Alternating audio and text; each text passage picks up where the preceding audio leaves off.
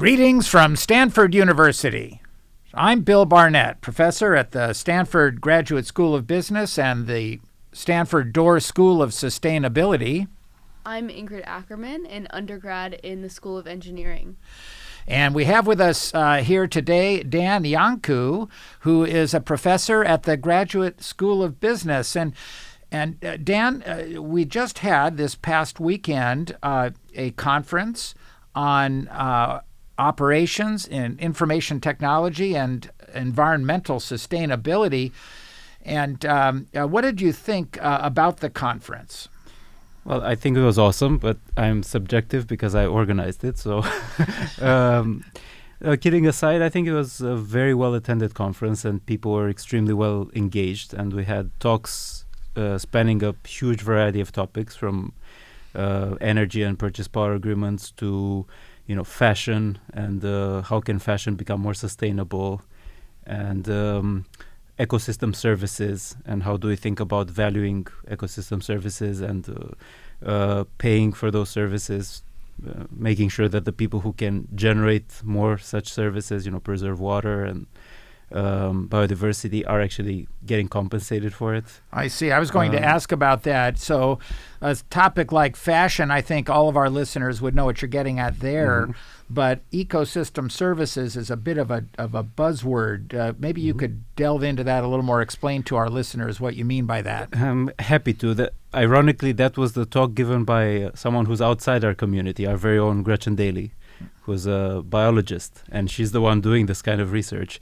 But I can say whatever I know about the topic. I think it's fascinating because so first, what are ecosystem services? These are services that are generated, whether if we think about biodiversity, maintaining biodiversity, or maintaining forests and natural capital, or maintaining water quality, water purity. So all of these things are services that are sometimes generated by people who don't get compensated for it.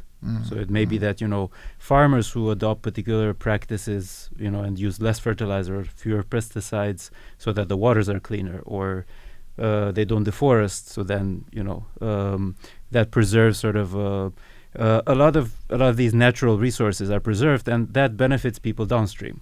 And I think it's really important for those people downstream to internalize and understand that and pay back. And again, it's a topic that is heavily researched here at Stanford. So we have the Natural Capital Coalition, which is super interesting, and Gretchen Daly is one of the key drivers behind that.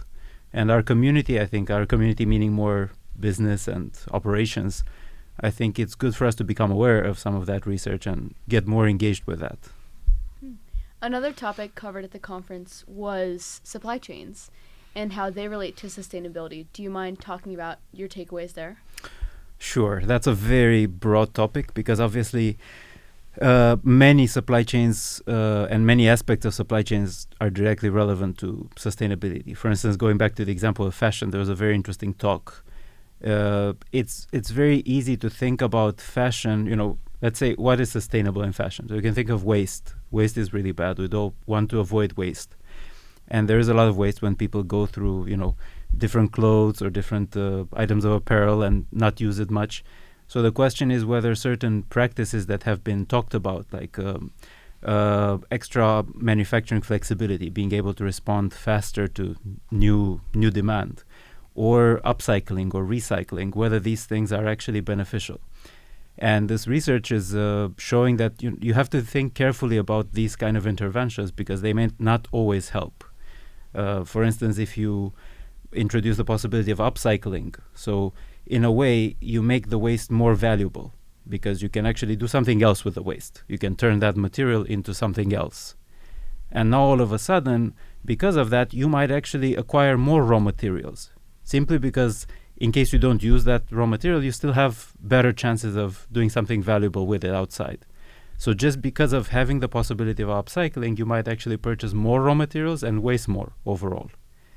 And similar things tend to happen with other interventions where you might think that, naively, something will help in reducing waste.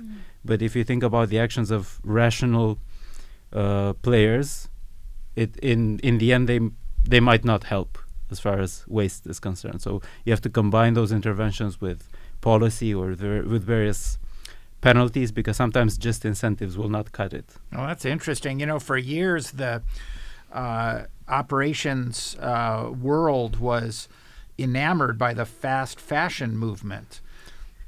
I don't know if there was much discussion of this, but there are clear sustainability implications from turning large numbers of fashion items in your inventory every year. Of course, and now we're seeing sort of ultra fast fashion. That was another talk today, which is like fashion that's enabled by technology, and you can actually, the cycles are essentially you're launching 6,000 products a day, 6,000 new products a day, and you're responding essentially to demand, at a very micro level. And this can obviously result in huge amounts of waste. So you have to think about and measure impact in all of these dimensions. You care about customer satisfaction because they're getting newer items and nicer items, but you have to think critically of the environment as well. Oh, absolutely. I mean, especially when you think that so many of the fabrics used are composites that are not recyclable. I wonder if there's a movement towards wanting to design fashions for the purpose of either reuse, upcycling, or recycling. That's a very good point. So there is a massive move in terms of circular economy principles. So whether it's recycling or being able to take back the materials and take back some components, there's definitely a move in that direction. We had the vice president of product development from Microsoft with us yesterday, and she was talking about these new mice that they're designing, which can incorporate some recycled plastic. It's only about 20% recycled plastic. Those are computer mice. Computer mice, yes, that's right. So I think it's definitely a move in that direction, but still many, many things we could do better. What about supply chains more broadly? Was there any talk about increasing digitalization or efficiency in supply chains and how that relates to sustainability? Of course, there were many talks because it was our community deals a lot with supply chain. So there were many talks about transparency, for instance, traceability. What does it mean, first of all, to be transparent in a supply chain? And there are many dimensions of that, from being transparent with the end consumer, sort of explaining processes and how you're manufacturing things and whether you're doing more or less sustainably, all the way to transparency in the first mile of the supply chain. So if you think about the smallholder farmers who may be relying on deforestation or on various practices, and technology can enable you to monitor whether deforestation happens, for instance, satellite imagery, remote sensing. You have blockchain technology so that you can monitor payment flows. So technology can be critical there in helping supply chains become more transparent, more traceable. There were various other aspects. For instance, going back to the fashion example, that was also talking about supply chains and incentives of different parties within the supply chain. So I think we also heard from our panelists yesterday as well as today. Today we had Lynn Torrell, who's the vice president of supply chain from Flex. And Flex is a huge manufacturer, and talk about some of the challenges that they face in either implementing in their own supply chain or convincing their supply chain partners to implement sustainable practices. That's a big topic, that convincing the partners, Dan, because you think about it and you think of with our audience, some of our audience will be in a position where they're in a big company where they control a supply chain, but most folks aren't. Most folks are distant from that. And how can organizations affect the supply chain if it's beyond the boundary of their company? Well, they can do a lot of things. I think they can, first they can work with their own suppliers, whether that means, their immediate suppliers or their very distant suppliers. As much as they have visibility, they can train them into better practices. They can provide incentives, carrots, sometimes sticks as well. They can also work with their consumers to bring more visibility. For instance, Microsoft is actually helping the end consumers understand a bit better about the impact of their usage of various products, and that's up and coming, software, various types of software. For instance, when we play a computer game, we're essentially using a lot of resources because that might run in the cloud, or when we run a ChatGPT search. Again, that requires a lot of resources, and operating those data centers is very energy intensive.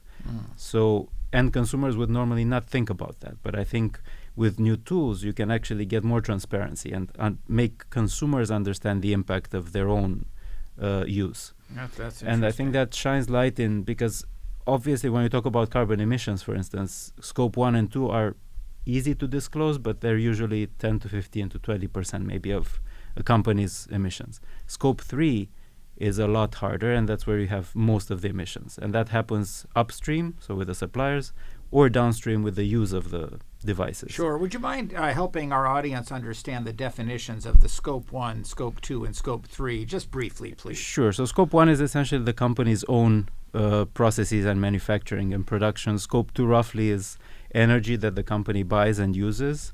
And Scope 3 is pretty much everything else. So Scope 3 would include, as I was saying earlier, everything that's upstream.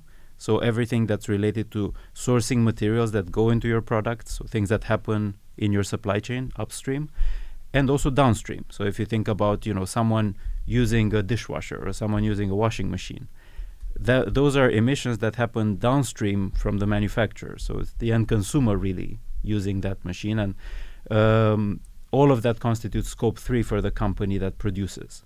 Oh, that's interesting. So and I can imagine, even if you can't control the supply chain outside of the boundaries of your organization, just being aware of it could help you in your job at work to make purchasing decisions that are more compliant with what would look like a sustainable supply chain beyond your company. That's absolutely right. I think it's important for the consumers to be able to compare the different products, and that's where we had an interesting talk about ratings, various rating systems, and various. So it's important for the consumers to know the impact of the different products, as well as their own use. Do those rating systems work? That's a very good question. I think right now there are so many out there that it's a bit hard to know which are perfect. But I think from what I hear, we're converging into a few standards. But there's still a lot of work to be done there. Everyone is asking for standardization, but and I think that will help a lot of companies and a lot of investors and a lot of consumers. We're still not there yet. So kind of on that note, how is ESG in that movement now merging with supply chains?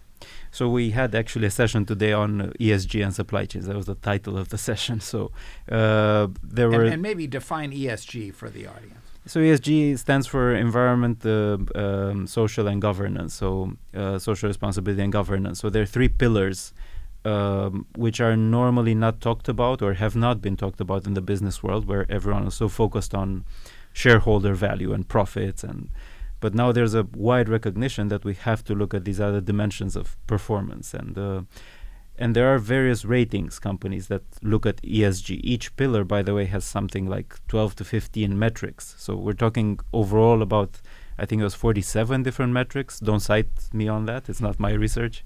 But I think there are many measurements, and everyone wants to embed them. But again, there's a need for standardization. And some companies are better adept at measuring and coming up with these things, with these metrics. But for small companies, that's very hard to do. So I think there's a lot to be done.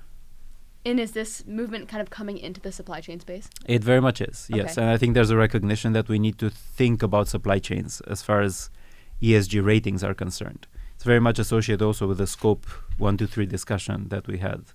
It's hard to think about ESG just by looking at a focal company and not understanding its value chain more broadly. So there also seem to be a few talks on value chains. Are these separate from supply chains or closely integrated? And what were your takeaways there? It's a good question. I think the way to think about supply chains traditionally have been just about the flow of materials. So just raw materials, and value chains is a broader concept. It's a flow not just of materials, but of information, financial flows. So it's more broadly acknowledges, value in a broader sense. It doesn't have to be just one of the dimensions. And it tends to look more broadly at issues. For instance, thinking about ESG topics, those would be sort of value chain topics. As opposed to supply chains, again, more traditionally, they were thought of as just the flow of goods. And so how do value chains connect to sustainability? And what are some of the current changes or shifts that we're seeing as the ESG movement is growing? So value chains, in a way, were, well, they were a way to recognize that there are these multiple dimensions to look at, that one has to be acknowledge performance not just along a profit metric, but also along a human metric, a social metric. How happy are our employees? How happy, and not happy broadly, again, happy has many dimensions. How healthy are they? How much time do they spend in training? How much monitoring and policing do they have? So many dimensions. How happy are our consumers? How sustainable from an environmental perspective is our business? So I think value chains kind of recognized some of this, but ESG made it more explicit. I think the ESG movement is just adding flesh and more structure and more precise metrics to what does it mean to have a value. You know, I wanted to get back, Dan, to that earlier discussion. We were talking about natural capital and ecosystem services, and it strikes me that sometimes a country or a region of the world will have natural capital like a rainforest or a pristine ocean front with mangroves, you know, sequestering carbon and so forth, and that not doing anything would have value. I don't know if this came up at all during their conference. Yeah, so not doing anything in the sense of let nature run its course and not interfere with it, and that is certainly the case. In a way, that's what these payments for ecosystem services are trying to acknowledge, that there are these rainforests, or as you said, Nike's shoreline with mangrove, that we should not touch, we should not develop in any way, we should not impinge on. But to make that happen, we sometimes need to compensate the people who are responsible for taking care of those places. Well, I could imagine that would entail payments between the developed world and the developing world. And that's exactly right. So there are such initiatives at the governmental level. There are various agencies, the RED Plus, so reducing emissions for deforestation and degradation. All of these initiatives involve some kind of payment from the developing world from the developed world to the developing world. Well, that's really interesting. And what about valuing those resources? That seems to be a very complex and difficult thing to do. How are we doing that? That's a very good question. That's where we have scientists like our own Gretchen Daly, and who are bringing sort of the natural science, you know, their knowledge of biodiversity or of water systems, and trying to put a number on that. So these models tend to be pretty complex, and obviously they're not perfect, just like any model, but I think they help us get a better understanding and quantify these services. Thank you. That's quite interesting. And one final question: of everything you heard at the conference, what was maybe the most interesting or coolest thing that you heard in the 2 days? That's an interesting question. So I guess it would be, again, going back to the natural capital. So Gretchen gave this really interesting example. They did an experiment to understand how important it is to be close to nature. So they actually took a couple of Stanford students and split them into different groups. One group went to walk on El Camino Real. Another group went to walk close to the dish. Okay. So the dish, so for El those Camino, who go ahead. For those who don't know, our listeners might not know. So El Camino is just a street in downtown Palo Alto. Arguably not a lot of forest, not a lot of trees there. It's just asphalt, not of the best quality, but yeah. And the dish is a forested area. It's not too far away from campus, and the goal was to have people essentially spend some time in nature, but not a rainforest, just something close to a park, and also compare against someone who goes in an urban environment. And what they did is they tested people before and after. So they looked at how well they would perform at various cognitive tasks. So these are examples of very simple calculations, like additions, divisions, and they would ask them to do that and remember a letter, and then they would ask them to recall all the letters. So something relatively simple, but that is, it involves some thinking. And as well as in other ways. So they paired up with a team of psychologists who were measuring, well-being and how stressed people were. And the results were just shocking. So with 50 minutes of walking in the forested area, people would perform way better on all the cognitive tasks, and they would be also happier and not stressed. So that to me was a super convincing case for thinking about, urban developments and how exactly should those be merged with natural capital, with to make people healthier and happier. So yeah, I mean, if the very existence of our natural capital has that kind of value, then Gretchen Daly's models of value would go up by quite a bit. I agree, absolutely. Sounds like we all need to go take a walk after this podcast. Sounds great. Maybe we should. Sounds great. Well, Dan, thank you very much. Ingrid, thank you very much. And to our listeners, thank you from Stanford University. The Stanford Initiative on Business and Environmental Sustainability podcast series is sponsored by the Stanford Graduate School of Business and the Stanford Doerr School of Sustainability. Music by Charged Particles. That's Caleb Hutzler, Mike Rock, and John Krosnick.